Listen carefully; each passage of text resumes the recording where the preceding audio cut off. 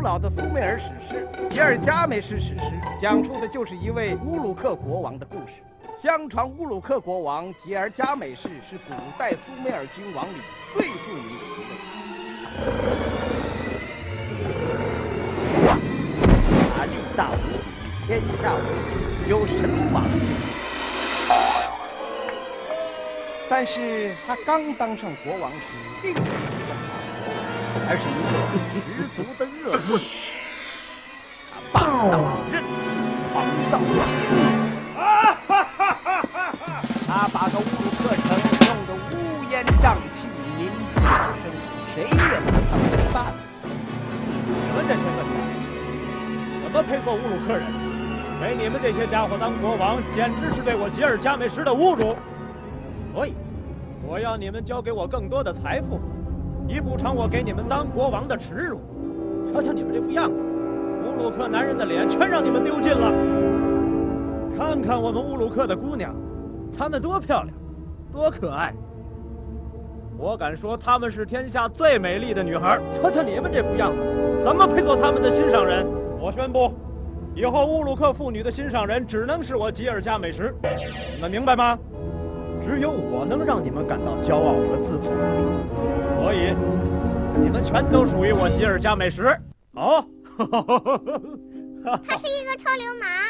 乌鲁克城的居民没有办法，只好终日祈求上天，请天上的神明帮助他们摆脱吉尔伽美什的残暴统治。神呐，我们全都已经受不了了，帮助我们除掉罪恶的吉尔伽美什吧。苏美尔人传说里的神灵也很有意思，他们完全不懂吃饭穿衣，饿了吃些草，渴了喝点水，吃饱喝足了就闲待着。我好像听到了什么声音，是人们想请我们帮忙。他们好像在哭呢。可怜的人们呐！天上的众神听到了乌鲁克百姓的苦苦哀求，决定创造一位勇猛无敌的英雄，把他送到人间去除掉吉尔伽美什。怎么这么大个儿？这样才能造得精细呀。你的名字叫恩基杜，恩基杜，你现在醒来吧。恩基杜，恩基杜，到大地上去，以你的仁爱和勇敢去帮助那些被暴君欺侮的人。什么意思？这恩基杜也和那些神灵差不多，不懂得生活，也不知道世间的事情。他蓬乱的头发就像田野的庄稼，饿了就和邓灵一起吃草，渴了他就和牲畜挤在一起喝水。他的心为水和野兽而喜悦。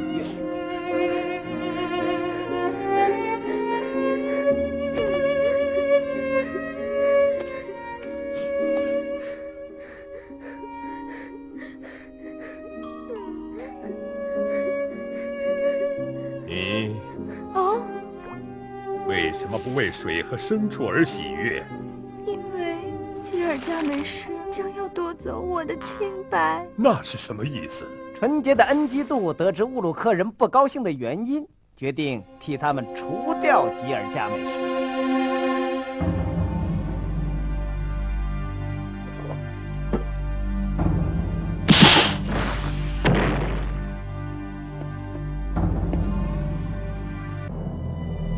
你是谁？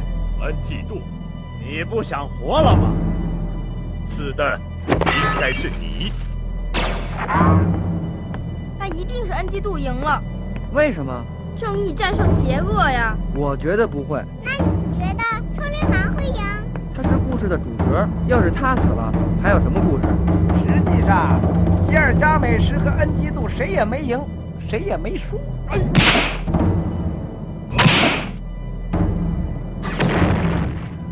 你这家伙有两下子，我喜欢你。我为能和你这样有本领的人打一架而喜悦。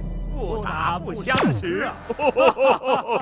吉尔伽美什和恩基杜就此结成兄弟。恩基杜兄弟，你觉得我吉尔伽美什和你们天神有什么不一样？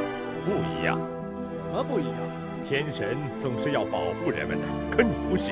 我是觉得他们太没用，不值得。如果你是神，就不这样想。你要是神，就会知道人不如你是很正常的，你就不会去怪他们，而是去保护他们，就像大人保护孩子一样。你说的好像有道理。我要是你，就会为你的城市和人民而喜悦。对，我喜悦，喜悦！我要让我的乌鲁克成为天下最好的城市，乌鲁克人成为天下最幸福的人。有没有好一点的草让我吃一吃？草就那么好吃吗？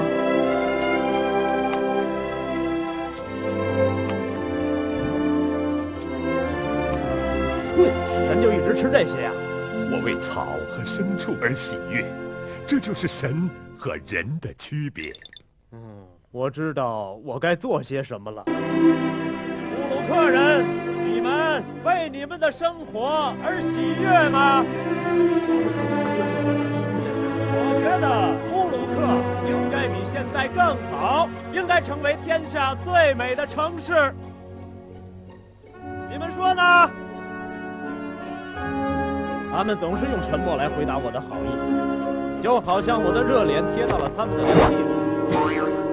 不过，我不能和他们一般见识，我应该保护好这些该死的家伙。我想，我们应该尽快把我们的城市建设起来。我将为大家找来最好的木料，大家尽管把自己的房子修得像吉尔伽美什的王宫一样。你年纪大，见识多，告诉我最好的木料是什么？当然是雪松了，尊敬的吉尔伽美什国王。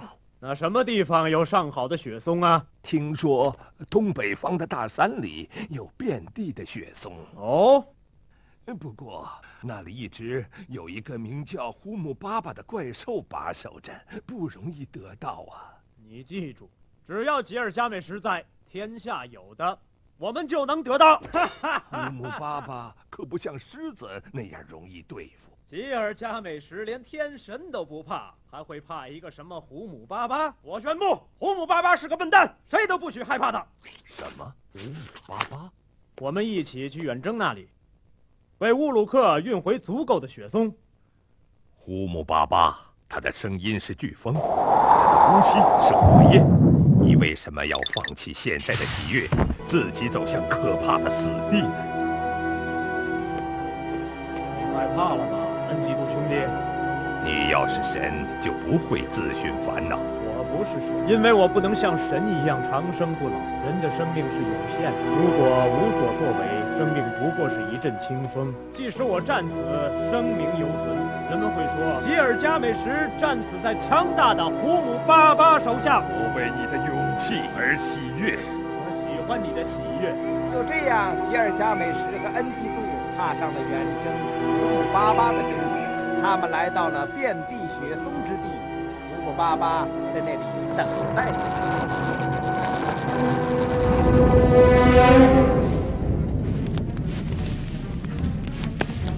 快！你还要等着雪松全都烧光了吗？我为胡姆巴巴和火而喜悦。我为雪松和欢呼而喜悦。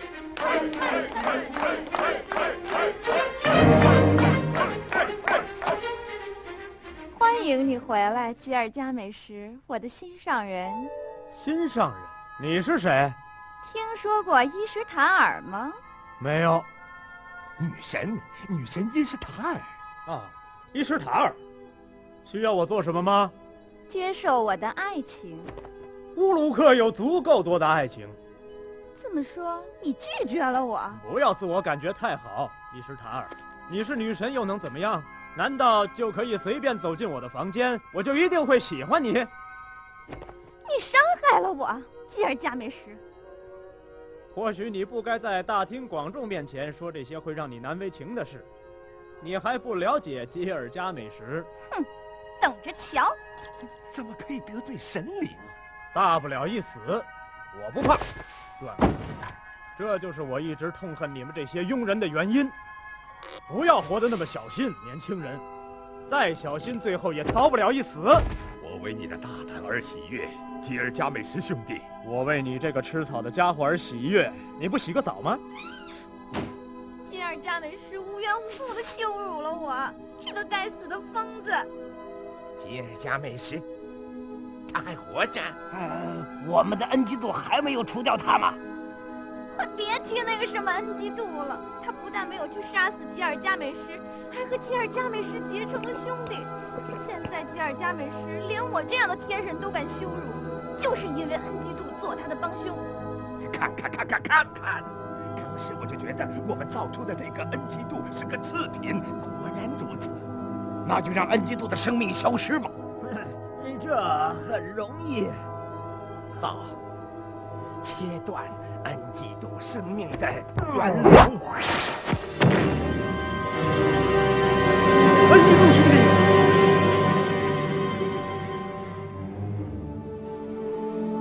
我的兄弟恩基度死了，我现在没有兄弟了，没有了，这是最好的死。是，我不会再有喜悦了。我知道你现在又要愤怒了。对，知道会是这样。你以后不用再为我们做好事了。我们仍然像以前那样，把更多的财富全交给您，还有全城的姑娘。这就是我痛恨你们的原因。乌鲁克人，我如此暴虐，你们为什么不打碎我的头？成千上万，我再力大无敌，又何尝是你们的对手？我兄弟死了，你们却觉得我一定会把愤怒发泄到你们的身上。你们这些小人，只会这样小看我。做你们的国王，真是我吉尔加美什的耻辱。听着，乌鲁克人，你们的国王吉尔加美什现在要去寻找长生不死的办法，好让我以后的兄弟不会再离我而去，也让你们因为长寿而增加生命的勇气。吉尔加美什为自己找到了一个新的任务，他要去寻找仍然活着的一位祖先乌特拉比斯蒂，寻求人类长生不死的办法。他走了很远很远，冲过了各种妖魔鬼怪的阻拦，克服了地狱般的恐怖和神仙花园的种种诱惑，游过了黑色的绝命之河，终于到达了乌特拉比斯蒂隐居的安乐。从来就没有永恒之物，沉睡和死亡一样，难道不像是一种死吗？只有众神才能决定生死，又从不让人们知道死期。可为什么您却可以长生不死？您乌特拉比斯蒂和我吉尔加美什有什么区别？没有什么区别，只是命运不同。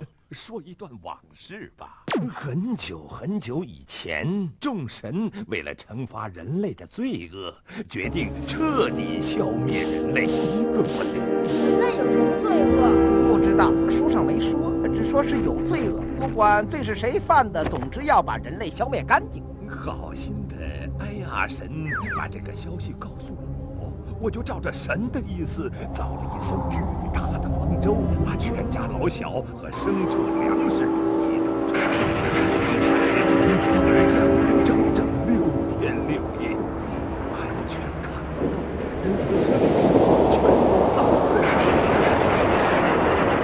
我们活下来。大水消退之后，我向众神献上了我的祭礼，没想到众神全都来了，感谢众神救命之恩。我们现在非常后悔，因为某些人的过错，我们却把整个人类都给毁了，真是太过分了。这是我经历的最大的一件蠢事。所以我们向您正式道歉，向我道歉。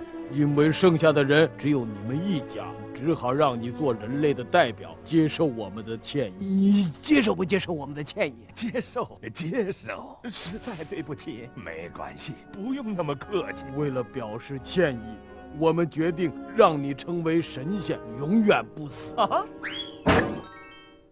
我怎么这么幸运？坏事躲过了，好事全是我的。我毫无道理的成了不死的人，真是碰巧了。如果你要哪位神仙能专门为你做这样的事，我看这么说，没办法了。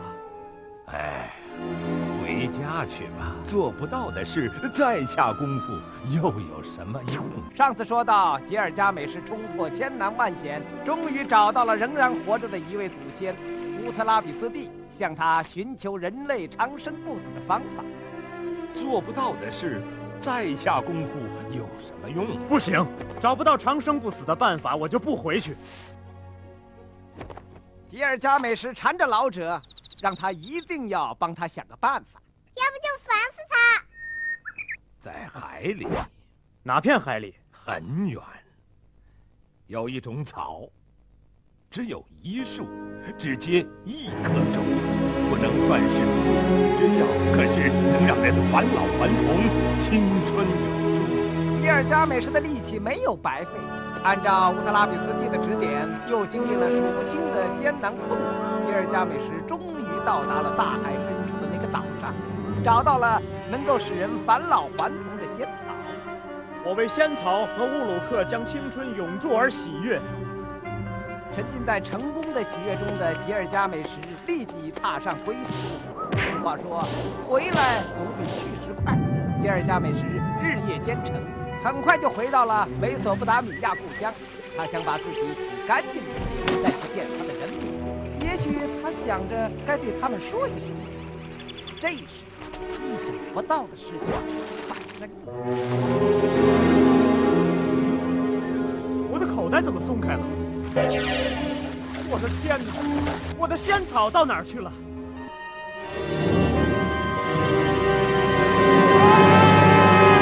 吉尔伽美什，你这可怜的人，你的手为谁而辛苦？你的心为谁而滴血？